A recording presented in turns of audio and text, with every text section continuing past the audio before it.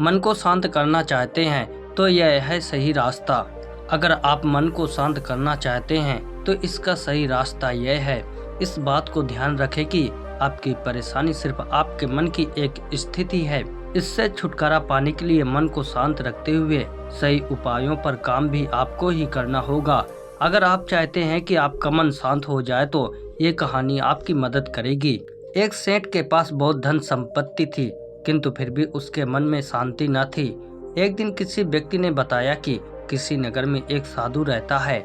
वह लोगों को ऐसी सिद्धि देता है जिससे मनचाही वस्तु प्राप्त हो जाती है। सेठ उस साधु के पास जाकर बोला, महाराज मेरे पास बहुत पैसा है लेकिन मन की शांति नहीं है। साधु ने कहा कि बेटा जैसा मैं करूं उसे चुपचाप देखते रहना, इससे तुम्हें मन की शांति करने की युक्ति मिल जाएगी। अगले दिन साधु ने सेठ को कड़ी धूप में बिठाए रखा और खुद कुटिया में चले गए।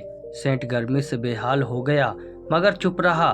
दूसरे दिन साधु ने उसे कुछ भी खाने पीने को नहीं दिया और स्वयं तरह तरह के पकवान खाता रहा। सेठ इस दिन भी चुप रहा। तीसरे दिन सेठ गुस्से में वहां से जाने लगा तो साधु बोला, क्यों क्या हुआ? इस बात पर सेठ बोला, महाराज मैं यहाँ बड़ी आशा लेकर आया था किंतु मुझे यहाँ निराशा ही मिली। इस बात के उत्तर पर साधु ने कहा, मैंने तो तुम्हें शांति की युक्ति बता दी। पहले दिन जब मैंने तुम्हें धूप में बैठाने के लिए कहा और मैं स्वयं कुटिया में बैठा तो तुम्हें बताया कि मेरी छाया तुम्हारे काम नहीं आएगी। यह तुम्हें समझ नहीं आने पर मैंने तुम्हें भूखा रखा और खुद भरपेट खाया। उससे मैंने तुम्हें समझाया कि मेरी साधना से तुम्हें सिद्धि नहीं मिलेगी, उसी तरह शांति भी तुम्हें अपनी मेहनत और पुरुषार्थ से ही मिलेगी। मैं तुम्हारे मन को शांत नहीं कर सकता, उसके लिए तुम्हें खुद ही मन की शांति प्रदान करने वाले काम करने होंगे। यह सुनकर सेठ की आंखें खुल गई। वह साधु से आशीर्वाद लेकर अपने घर चला गया। जब तक मन में क्रोध और बुरी बातें रहेंगी तब तक प्रसन्नता और शांति नहीं मिल सकती है। अधिकतर लोग सुबह शाम पूजा करते हैं लेकिन उनका मन शांत नहीं होता है। इस संबंध में एक कथा प्रचलित है जिसमें बताया गया कि किन कारणों से किसी व्यक्ति का मन शांत नहीं होता है। पुराने समय में एक महिला सुबह शाम पूजा करती थी, साधु संतों का सम्मान करती थी, लेकिन उसे मन की शांति नहीं मिल रही थी। एक दिन उसके गांव में प्रसिद्ध संत पहुंचे। संत गांव के लोगों को प्रवचन देते थे, जीवन यापन के लिए घर घर जाकर भिक्षा मांगते थे। संत उस महिला के घर भिक्षा मांगने पहुंचे। महिला ने संत को खाना देते हुए कहा कि महाराज जीवन में सच्चा सुख और आनंद कैसे मिलता है?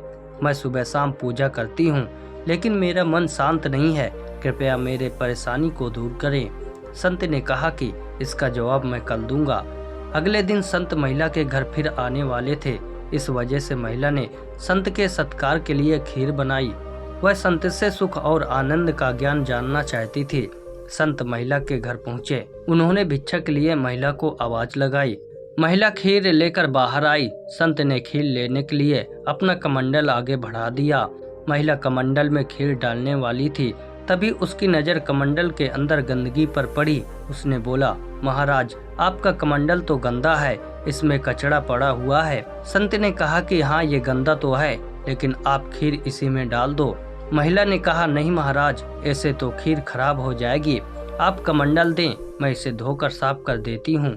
संत ने पूछा कि मतलब जब कमंडल साफ होगा तभी आप इसमें खीर देंगे? महिला ने जवाब दिया कि जी महाराज, इसे साफ करने के बाद ही मैं इसमें खीर दूंगी। संत ने कहा, ठीक इसी तरह जब तक हमारे मन में काम, क्रोध, लोभ, मोह, बुरे विचारों की गंदगी है तब तक उसमें ज्ञान कैसे डाल सकते हैं?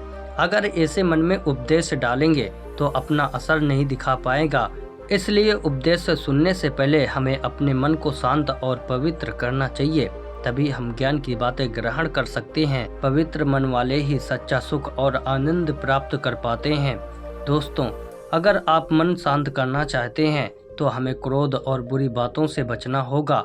जब तक मन में क्रोध और बुरी बातें चलती रहेंगी तब तक उसमें प्रेम और शांति प्रवेश नहीं कर सकती है।